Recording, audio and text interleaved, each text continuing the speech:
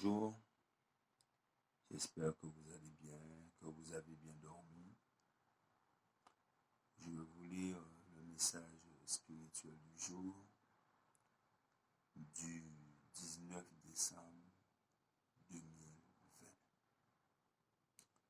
Le jour du règlement final.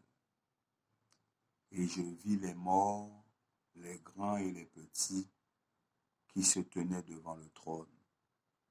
Des livres furent ouverts et un autre livre fut ouvert, celui qui est le livre de vie, et les morts furent jugés selon leurs œuvres, d'après ce qui était écrit dans ces livres.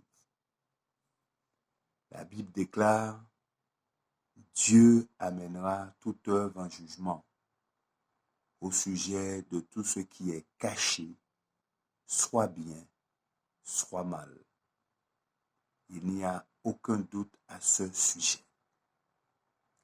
Le péché peut être caché, nié, ignoré de tous, père, mère, femme, enfant, associé du coupable et n'être connu que de celui-ci.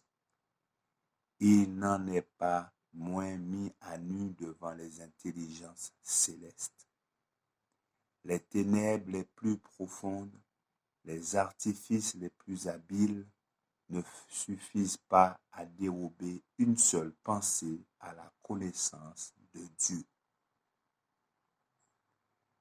Dieu observait Adam et Ève quand ils prirent du fruit défendu.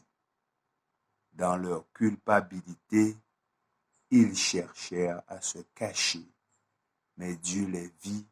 Ils ne pouvaient dissimuler leur honte à ses yeux. Quand Caïn tua son frère, il pensait pouvoir cacher son crime en le niant, mais Dieu lui dit: La voix du sang de ton frère crie de la terre jusqu'à moi. Tout péché dont on ne s'est pas repenti, qui n'a pas été confessé, restera inscrit dans les livres. Il ne sera pas pardonné, ni effacé. Avant le jugement par le sang expiatoire du Christ, les péchés de tous sont enregistrés avec une exactitude absolue, et la lumière pénétrante de la loi de Dieu dévoilera chaque secret.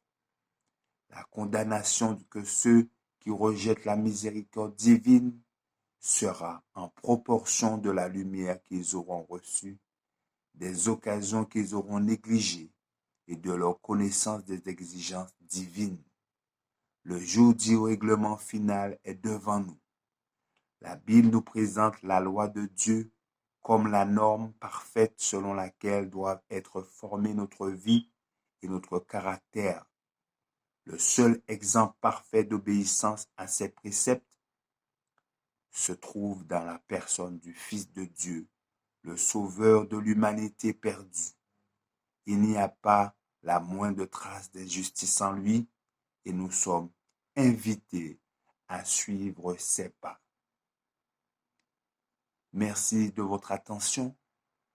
C'était le message du jour du samedi 19 décembre 2020. Que notre Créateur nous garde et nous bénisse. C'est là ma prière pour vous. Je vous dis